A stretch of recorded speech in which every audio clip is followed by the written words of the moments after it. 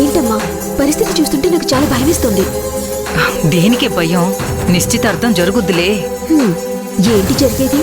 జరిగేది చూస్తుంటే ఆ శౌర్య ఎవరితోనూ లేచిపోయినట్టుంది.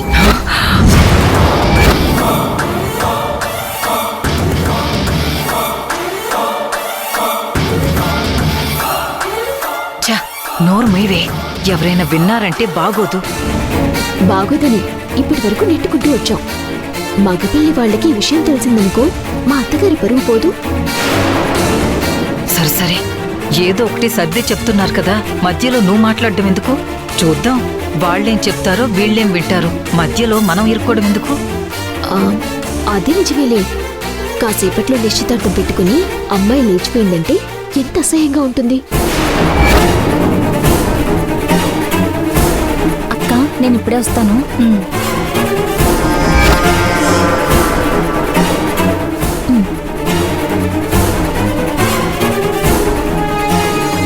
వదినా, పెళ్లి కూతురు లేచిపోయినట్లుంది.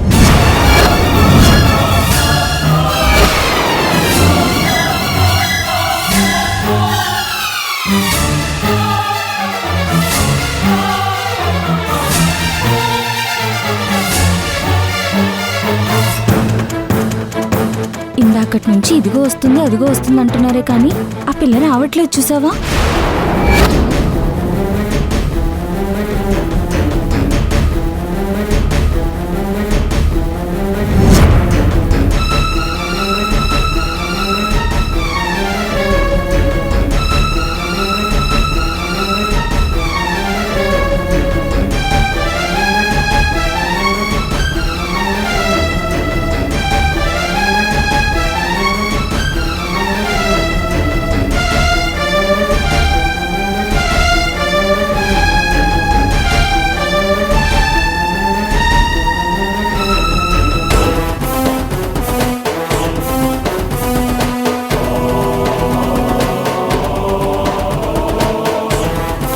ఏంట్రా ఇది?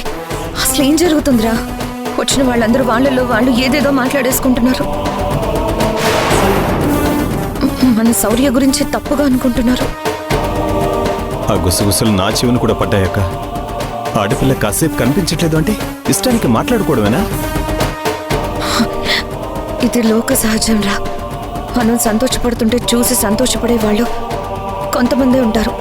మనం బాధపడుతుంటే చూసి ఆనందపడే వాళ్ళు చాలా మంది ఉంటారు.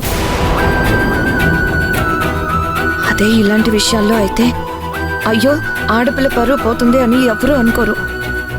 అదేంటో ఊరికి ఉమ్మడి ఆస్తి అన్నట్టు అందరూ పనిచేసుకుంటారు. నాకేం అర్థం కావట్లేదక్క. ఇంట్లో నలుగురు ఆడవాళ్ళు ఉన్నారు కదా, మీరంతా చూసుకుంటారులే అని నేను శౌర్య గురించి పట్టించుకోలేదు. ఇప్పుడు ఏమన్నా జరగరాంది జరిగింది అంటే అందరూ మనల్నే కదా నిందిస్తారు.